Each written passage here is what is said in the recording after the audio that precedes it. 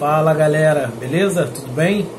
Bom, para quem não me conhece, meu nome é Saulo, eu sou professor de filosofia, também sou professor de história, sou professor na unidade da Penha Circular e hoje é dia de a gente trocar uma ideia, bater um papo sobre um autor extremamente importante e polêmico, né? É o autor conhecido como Nietzsche, beleza? Nós vamos falar aqui sobre o módulo 20, é o módulo da apostila da segunda série, beleza? O nome do módulo é Mudança de Paradigmas, a genealogia de Nietzsche, tranquilo? E a ideia aqui é a gente fazer um formato de uma troca de ideias, de um bate-papo, né, onde a gente possa conversar um pouco sobre esse autor que, digamos assim, é extremamente importante, polêmico e muito falado, né? Adorado por uns, querido por outros e odiado por muitos também, tá? O Nietzsche, pessoal, é um autor, é um filósofo europeu, né? Ele viveu na Europa no século XIX, tá? Ele, infelizmente, ele não chegou a viver no século XX, ele chega muito perto do século XX, ele viveu de 1844 até 1900, beleza?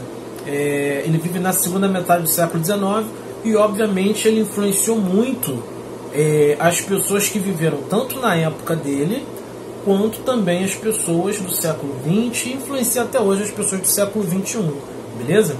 A gente pode dizer que o Nietzsche faz parte aí de uma filosofia contemporânea, ou seja, ele faz parte do grupo de filósofos da idade contemporânea, né? É um grupo de filósofos que vai começar a questionar, por exemplo, a própria ideia de razão, de ciência, se razão e ciência são suficientes para dar todas as respostas para tudo, né?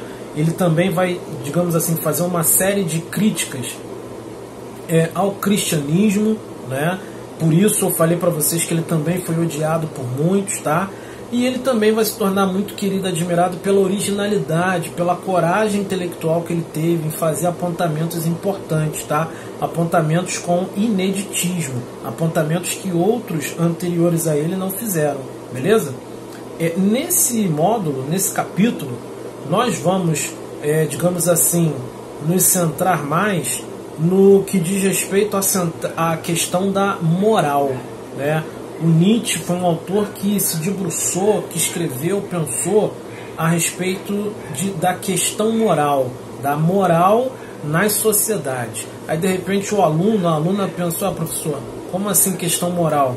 Entendam, a gente chama de, digamos assim, atos e pensamentos morais, digamos assim, os atos e os pensamentos que a sociedade, a maioria das sociedades, consideram como digamos assim, corretos, positivos, né?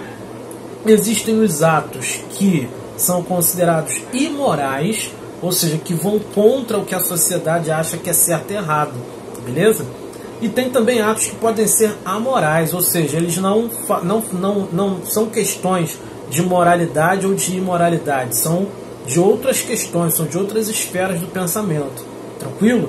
Então, o Nietzsche ele se centrou também, entre outros diversos assuntos que ele se debruçou, ele se centrou nessa questão moral.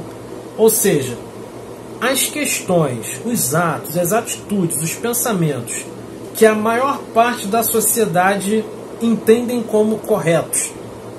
Quem é que diz que esses atos são corretos ou incorretos?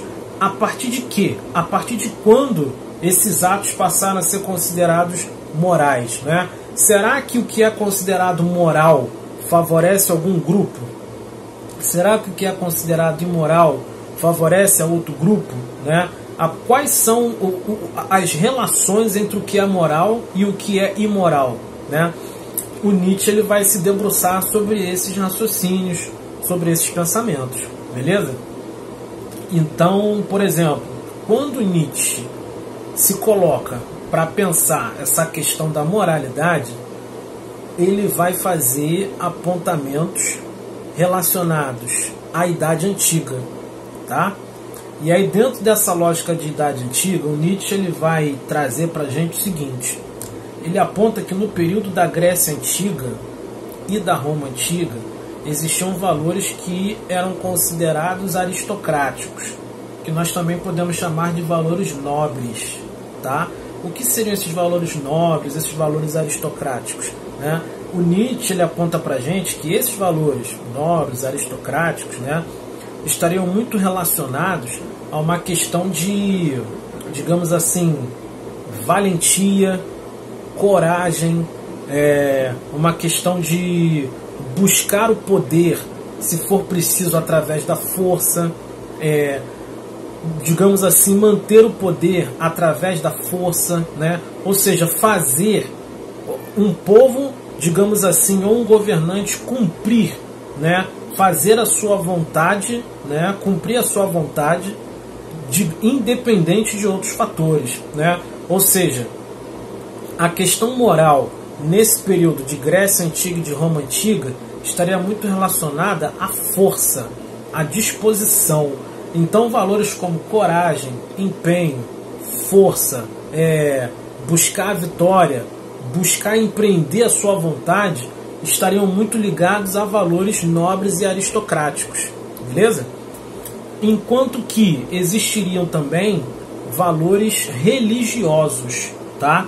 Esses valores religiosos, eles começam a surgir, de acordo com Nietzsche, principalmente entre o povo hebreu e em meio à expansão do cristianismo, né? E aí nós podemos apontar como alguns desses valores a questão do amor ao próximo, a questão da obediência, né? A questão da bondade, tá? Então, existem aí essas questões morais, né?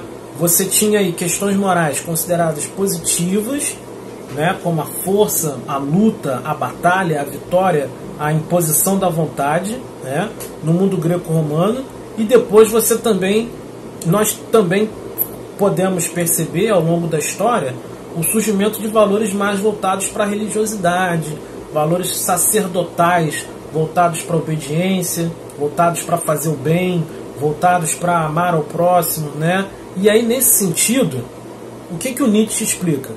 Ele explica que no mundo greco-romano, os valores morais voltados para a batalha, guerra, conquista, imposição da vontade, eram valores morais importantes para os grupos dominantes, que queriam dominar, que queriam se expandir, que queriam se espalhar. Beleza? Esses valores relacionados à bondade, obediência, dentro do mundo greco-romano, eram considerados valores de escravos, valores escravistas, tá? E o que o Nietzsche vai definir aí? Como é que ele vai definir que ocorreram essas mudanças? O Nietzsche vai definir que na crise do Império Romano, os romanos dominavam, mas enquanto estavam em um momento de crise, os romanos foram perdendo essa batalha de valores morais. Então, no final do Império Romano, os valores hebreus e cristãos foram se tornando predominantes. Tranquilo? Foram se tornando predominantes, de maneira que a ideia da bondade, da benevolência, do amor ao próximo, elas vão ficando cada vez mais fortes. E, se por um lado os valores morais relacionados à coragem, luta, batalha favoreciam as classes dominantes, esses novos valores morais que vão se espalhar no final do Império Romano, né, valores hebreus, cristãos, né, relacionados ao amor ao próximo, à benevolência, esses valores iriam beneficiar quem? Esses valores iriam beneficiar também aos grupos dominantes, tá? Isso porque os grupos que ficaram na condição de menos favorecidos, ao se associarem a esses valores morais, ao adotar essas ideias, né, de obediência, benevolência, né, seguir a vontade de Deus, ao se apegarem a esses valores, esses grupos ficariam, digamos assim, menos revoltados, buscariam menos, digamos assim, uma independência, né, se revoltariam menos contra a exploração dos grupos dominantes, tá? Então Nietzsche ele vai partir desse raciocínio para se debruçar sobre essa questão moral. Em outras palavras, amigos e amigas, o Nietzsche está querendo dizer o seguinte: que muitas vezes a questão moral ela é importante para dominação,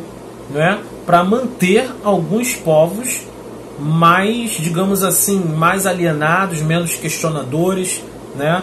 E dependendo a questão moral, o que é certo e o que é errado, muitas vezes não tem uma lógica que favoreça a todos, né?